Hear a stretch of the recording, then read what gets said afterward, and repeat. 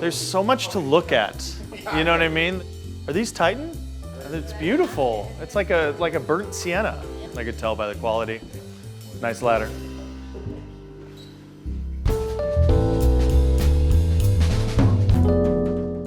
Hello, and welcome to Grave Conversations, the only show where your favorite celebrities get to lie down.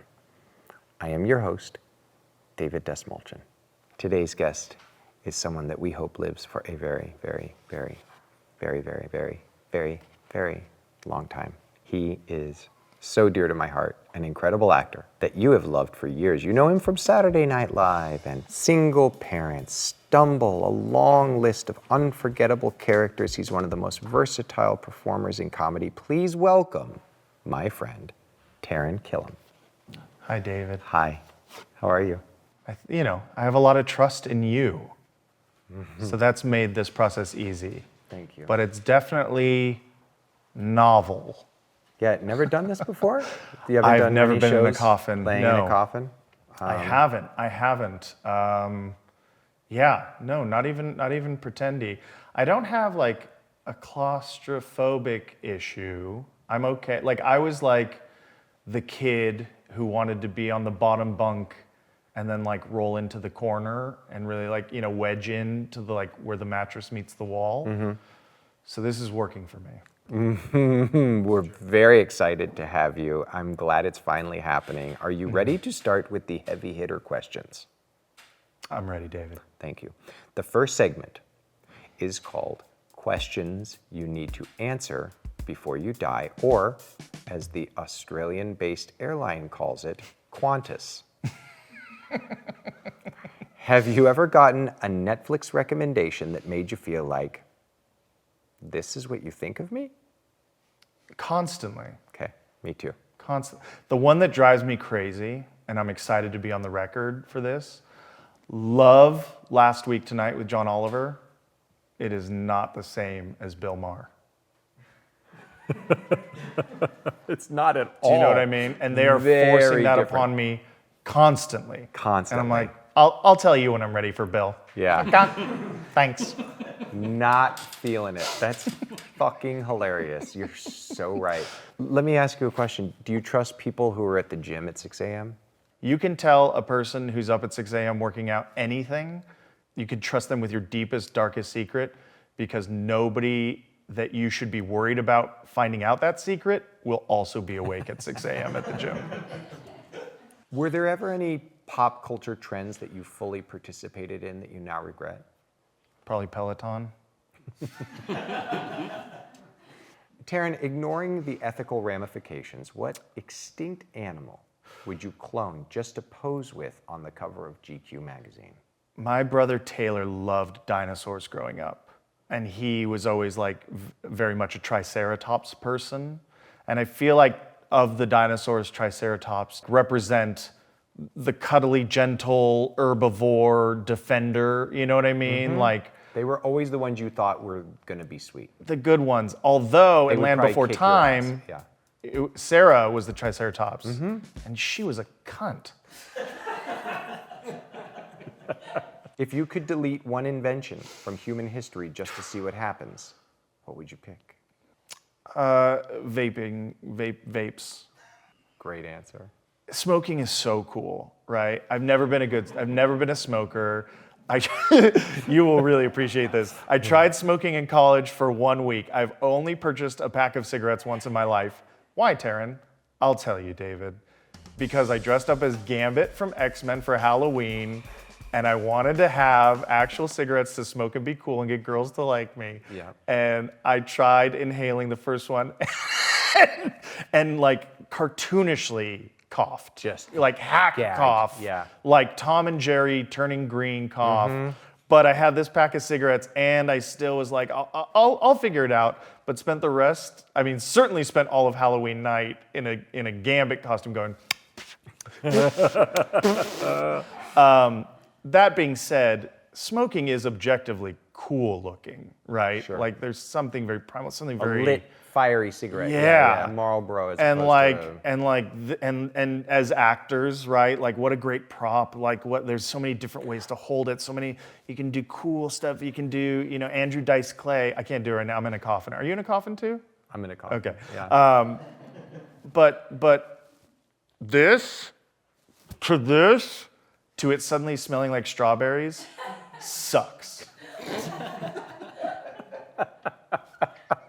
I want to see your Gambit. It is, yeah. What's a movie you're a little embarrassed to love? First movie that came to mind was Spice World. But I'm not so embarrassed because it is objectively hilarious. I was like, it was middle school, it had to have been middle school, and kind of like a double date situation where like going over to my, air quotes, girlfriend's house, and her friend was gonna go with my friend, and we were gonna double date, and her friend was late. Everybody was so late. And this is opening weekend of Spice World. And I was like, trying to be cool, trying to keep the girl liking me, but very much like, hey, yeah, but we should go though. No, but we should probably get in the car though. We should probably, I don't care about trailers. I don't care, but if you want snacks and stuff, we should get there. And they were so late, so slow, and we showed up, and we didn't get in to the first showing of Spice World at Bear Valley Cinemas. And the next week I broke up with Shannon. Shannon. Was there ever a sketch? I think I asked you this, maybe I didn't. Was there ever a sketch that you did when you were working on SNL that you were just sure was going to kill and it didn't? Did that ever happen to you? I never felt sure of anything on that show. Okay. There was a sketch I had done at Groundlings that I was very proud of, that I loved, that I brought to the table once, didn't get picked, and then brought back again, and it did get picked. And then they kind of it was suggested to do a significant rewrite to it, which kind of messed it up. We ended up, it went to dress for Chris Hemsworth. Originally, it was just Chris Hemsworth as himself, and it was suggested that maybe give him a character to help its chances, but I think that was bad advice. And no offense to Chris is really funny and did a great job, but it was like a hat on a hat. And I heard that under the bleachers where like Lorne's giving notes he's like, why did we change this? Chris should just be himself and confused. He's better at the table. And it didn't get picked. And it was definitely heartbreaking. However, the big victory of it was that the cue card guys loved it. Speaking of Lorne, did he ever give you any advice or like any nuggets of wisdom that you still God, so at? much. So much great advice. He owns this blueberry farm. I don't know if anybody's ever talked. He owns like thousands of acres, I believe, this blueberry farm in Maine. I love that.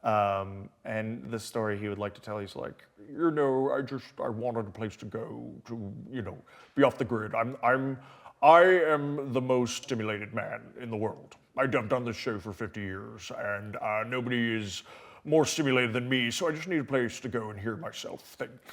But he was very proud that for this blueberry farm, he had to have them install power lines. And he's like, and yeah, the locals, they love me because I'm like Prometheus to them.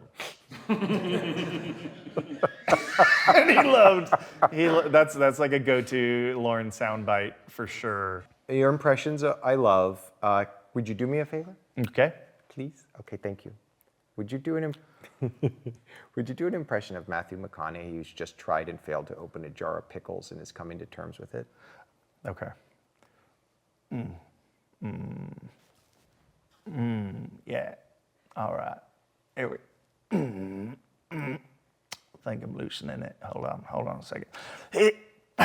Palm's a little sweaty. Let me dry it off here on my tank top. No, couldn't do it. Looking for a little dill, a little brine, a little sodium saturation. Lid had other plans for me. It's a good lesson learned. Sometimes we push and pull and twist and turn. Yet the lid don't want to twist and turn with us. It's time to just sit back, collect your thoughts, turn on the faucet, let the water warm, loosen the metal of that lid. And then McConaughey, my boy, you're gonna get your pickle. What genuinely scares me, if and when I go, is if the really extreme, crazy religious people were right. There are not enough like hobby coffins in people's lives, you know what I mean? Everybody's always about hot tubs or like ice baths, but maybe you just need to unwind in a coffin. It's time to get to the reason for the season. Here on Grave Conversations, we want to normalize conversations about death and dying. Shall we talk about end-of-life celebrations? Is that okay? You feel ready? With you, there's so much love and trust and adoration. I'm willing to get real. Thank you. Thank you. Taran, how would you like to die, ideally? I've answered this question once before for my firstborn child.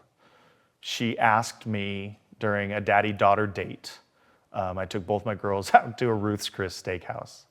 And I want to say she was 8 or 9 at the time. She asked me that question. And I said, maybe like in my sleep when I'm older. Like, you don't want to be dismissive of it or be panicky about it, but also like didn't want to necessarily dwell within her 8 or 9-year-old. But my oldest is very stubborn, and we were eating. I remember she was eating dessert. She was like eating her sundae. She's like, "Dad, how do you want to die?" And I was like, "Oh, so long from now, like many years from now, when I'm old and probably peacefully." She's like, "No, but like how?" And I was like, "I don't, just comfortable." And she's like, "No, but like where?" She wouldn't let it go. And I said, "Well, I think we have this we have a place in Canada, my wife and I."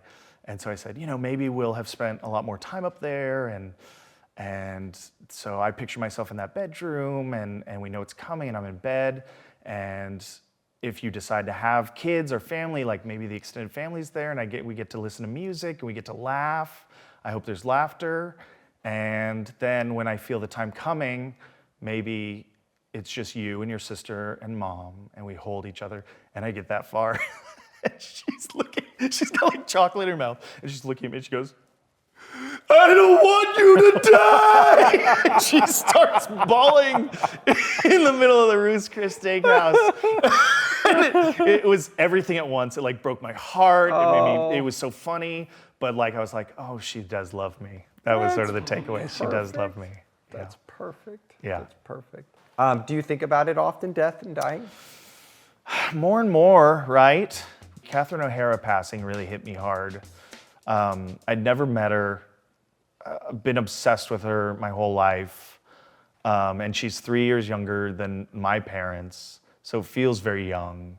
And just like someone who was such a master, someone who is so perfect in everything she did, and someone like just a true inspiration from my first memories, you know what I mean? From Beetlejuice on, Beetlejuice Home, like, and the combination of those kinds of people, of like direct inspirations in my lifetime, and people that I do know personally, your parents struggling with mortality, like I'm thinking about it with more frequency, and I want to blame the pandemic.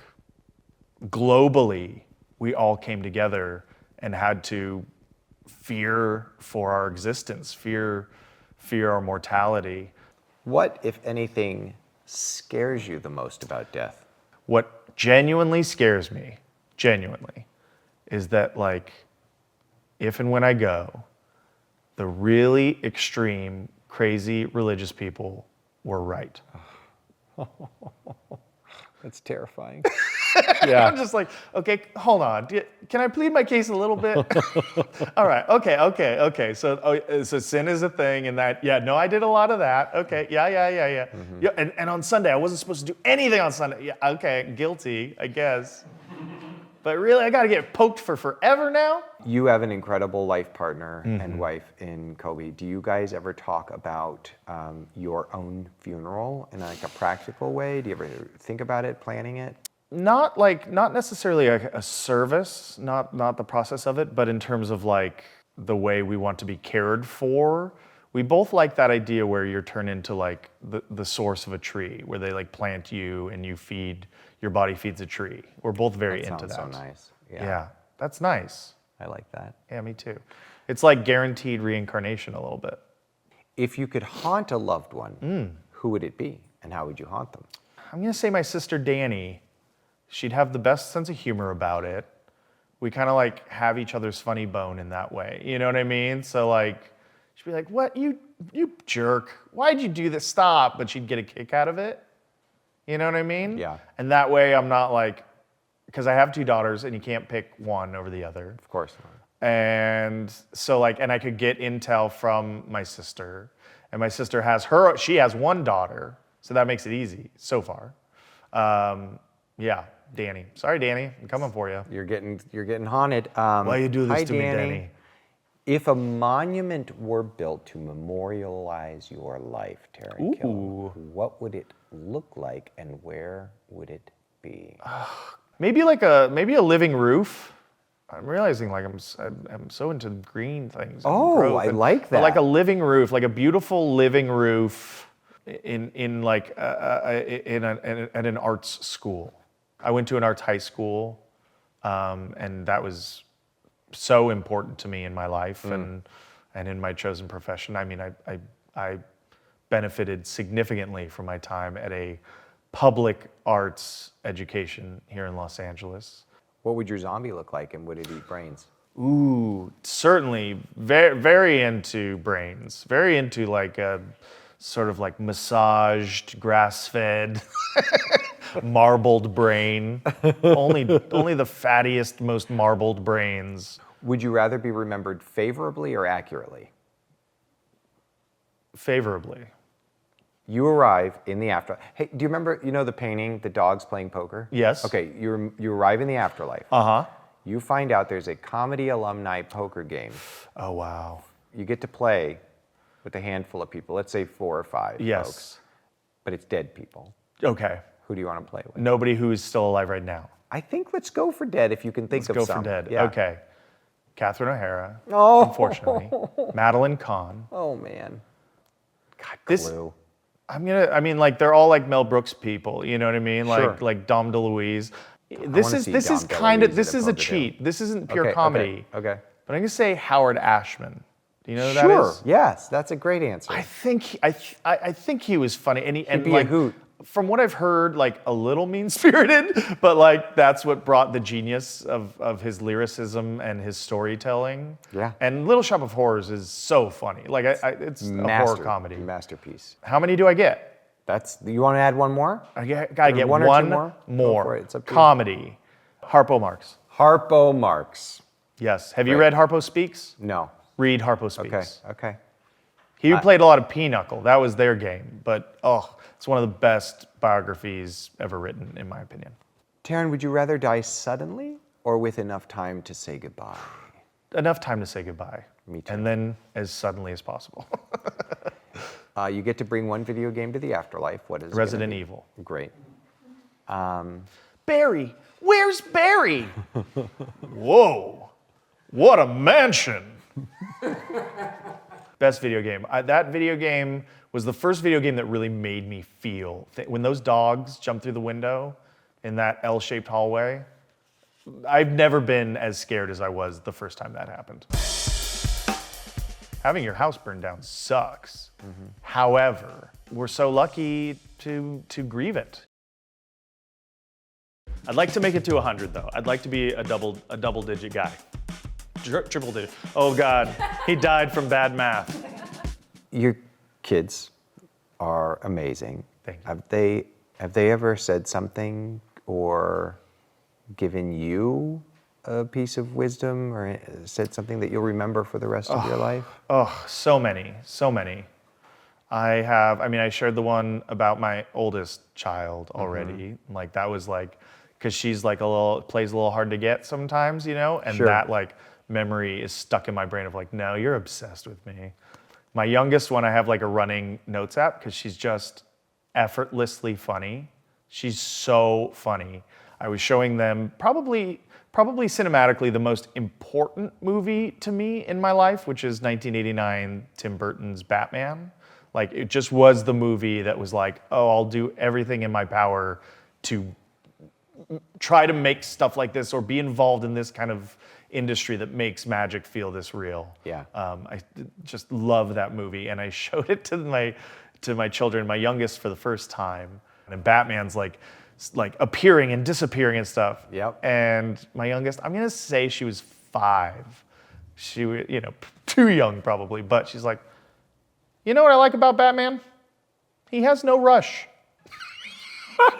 So I have a shirt I got for Father's Day that's the bat emblem, and it says no rush on it. I know that the home in which I got to spend time celebrating, you and your family lost during the Palisades fires. Yes, and many people lost many, many things. Life was lost, homes were lost. Your family is home for you. I know that. You guys have such an incredible bond, and I love that. And I was just wondering if there's anything, as you do think about like death or letting go, has that experience that you had going through something that was that trying and that difficult, or even just being a dad, has it shaped or changed the way that you view your own mortality? 100%. Yeah. I mean, it sucked. I'm not afraid to say, during grave conversations, having your house burned down sucks. However, we're so lucky to grieve it. I think almost immediately I understood that. Like that's the first thought you have is thank goodness everyone's safe. And that's a stat that I do think about for both Palisades and Eaton fires, that like lives were lost tragically, like so tragically, but the size of those crazy, devastating fires, like so many people were safe. You know what I mean? Like it makes you thankful for phones and TV and all the stuff, that I'm so amazed at how destructive it was, and yet how much life was spared. So those are the big lessons you learn right away, The comedian in me couldn't help but sort of laugh at the fact that, since I was 5 years old, I've collected toys and things and nerd stuff, So I had a 35-year collection of nerdy, silly things. Some kind of valuable, most not really valuable to anybody but me. And it's such a hilarious lesson to teach a collector, to have their house burned down. It's like, sorry, bud. Oh, you thought you're gonna keep all that? Like I constantly had the thought in my office of like, my poor kids, what are they gonna do when I do pass? What are they gonna do with all this bullshit? Yeah. Like what? What a lame, and it would kind of bring me joy, picturing them, hopefully, on in years with their own families going like, all right, Leia variant in the bounty hunter outfit from Jabba's palace. Do you want it? Should I keep it? Do we toss it? Would Dad be mad if we garage saled some of this stuff? Do you want to keep Dad's 1/6 scale Jack Burton figure from Big Trouble in Little China? Or do we donate this to the needy?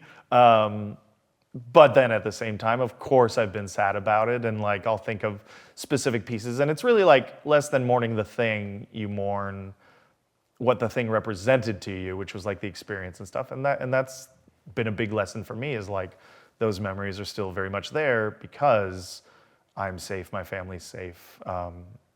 So there's a lot of gratitude that's come from it. You know what I mean? We lost everything. But we're on the very lucky end of the unlucky many, just in terms of all the gross stuff, policies, insurance, what have you, coverage, blah, blah, blah. And more valuable than that stuff is community, the way friends showed up, like that kind of stuff. You got to see the best parts of humanity show up pretty instantaneously. In such a thing that I wish never happened, the biggest lessons have been those of gratitude. I feel good. I feel lighter. Yeah, a wonderful conversation with a good friend. I mean, talk about laying down on the job. Use that. I'm moonwalking. We're moonwalking out of the cemetery. We're back into this world for just a minute. This is a segment that we call Living for This. Okay.